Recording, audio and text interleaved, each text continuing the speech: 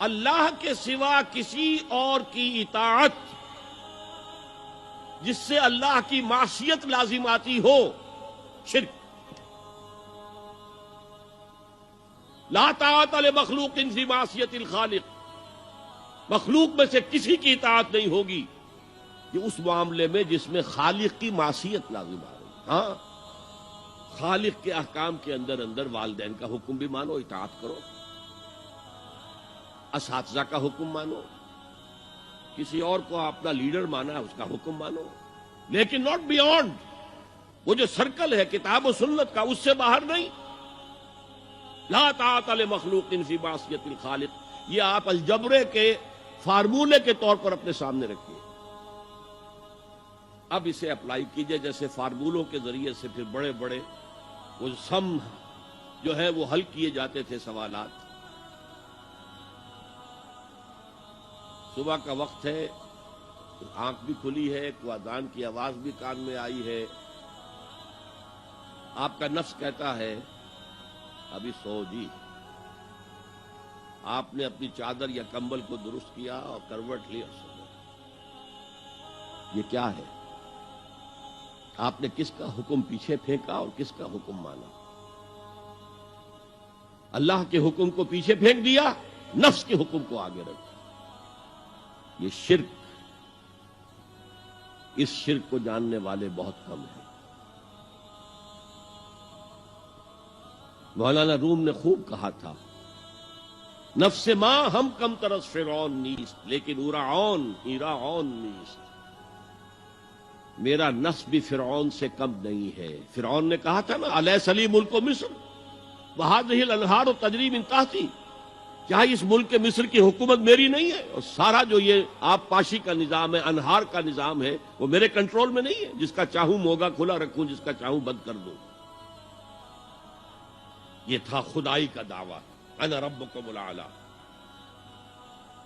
تو مولانا روم کہتے ہیں میرا نفس بھی اس سے کمتر نہیں ہے۔ وہ کہتا یہ جسم میرا ہے، اس پر میرا حکم چلے گا، میں نہیں جانتا کون اللہ کون رسول، کیا حرام کیا حلال۔ تو فرعون سے کم تو نہیں ہے میرا نفس، لیکن اورعون اس کی بہت مدد تھی، فوج تھی، لاؤ لشکر تھا، تو اس نے زبان سے بھی کہہ دیا کھل کر انا ربکم الاعلی۔ میں مسکین ہوں، غریب ہوں، میرے پاس کوئی طاقت نہیں ہے، میں زبان سے تو کچھ نہیں کہہ سکتا، اندر سے میرا نفس یہی کہتا۔ یہ نفس کی حکومت قرآن کہتا ہے، میں حیران ہوتا ہوں، دو جگہ یہ مضمون آیا ہے، ارأیت من اتخذ الہہ ہواہ افانت تکون علیہ وکیلا۔ اے نبی تم نے دیکھا اس شخص کو، اس کے حال پر غور کیا جس نے اپنی خواہش نفس کو اپنا الہ بنا لیا ہے۔ اللہ اکبر، الہ، لا الہ الا اللہ، کلمہ توحید کا مرکزی لفظ یہاں آ رہا ہے، من اتخذ الہہ ہواہ، جس نے اپنی خواہش نفس کو اپنا معبود بنا لیا، الہ بنا لیا۔ افانت تکون علیہ وکیلا، کیا آپ ایسے شخص کی کوئی ذمہ داری لے سکتے ہیں؟ سود حرام ہوا کرے جی، حرام ورام، ہمارا دھندا جو ہے وہ آگے بڑھ نہیں سکتا، تو اللہ کے حکم کو پیچھے ڈالا، نفس کے تقاضے کو آگے رکھا۔ کون معبود ہے آپ کا؟ نام عبداللہ رکھیے، نام عبد الرحمن رکھیے، ہے عبد النفس، نفس کے بندے، نفس کے غلام۔ یہ میں نے یوں سمجھیے کہ جیسے میں نے ہجرت اور جہاد کی ڈیفینیشنز کی تھی۔ ہجرت کا بیس کیا ہے؟ پوچھا گیا ایو الہجرت افضل یا رسول اللہ، اے اللہ کے رسول بتائیے سب سے اعلیٰ ہجرت کون سی ہے، افضل؟ فرمایا ان تہجر ما کرہ ربک، ہر اس چیز کو چھوڑ دو جو تمہارے رب کو پسند نہیں۔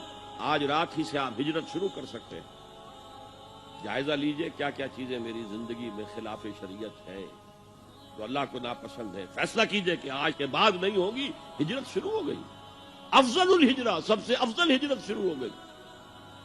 لیکن ٹاپ پر لے جائیے تو یہ ہجرت جب اللہ کے دین کو قائم کرنے کی جدوجہد اس مرحلے پر آ جائے کہ اب باطل کے ساتھ ٹکراؤ ہے، اور اب چاہیے کہ ساری قوت ایک مرکز پر جمع ہو جائے. ہجرت فرض کر دی گئی. وہ ہجرت گھر بار چھوڑ کر، اہل و عیال کو چھوڑ کر، اور مکے کے بھیڑیوں کے رحم و کرم پر چھوڑ کر اپنے گھر والوں کو جو لوگ ہجرت کر کے آئے. حکم تھا. ہجرت مدینہ فرض تھی، ہجرت حبشہ فرض نہیں تھی. صرف اجازت تھی کہ جن سے سختیاں نہیں جھیلی جا رہی مزید وہ چلے جائیں. تو ہجرت کا یہ ابتدائی نقطہ، انتہا یہ. جہاد، المجاہد من جاہد نفسہ، جہاد تو یہاں سے شروع ہو گیا، اپنے نفس کے خلاف جہاد کرنا. صبح نفس نے کہا ابھی سو جاؤ، آپ نے نفس کی بات کو رد کیا، اپنا کمبل اٹھا کے پھینکا، اٹھے، وضو کیا، نماز کے لیے آپ مسجد چل دیے. آپ نے جہاد کیا نفس کے خلاف. یہ افضل الجہاد ہے. اور سب سے چوٹی اوپر یہ ہے کہ جب وہ حق و باطل کی جنگ ہو تو جان ہتھیلی پر رکھ کر میدان میں حاضر ہو جاؤ. هي الحلقات تحفظني بآيات من القرآن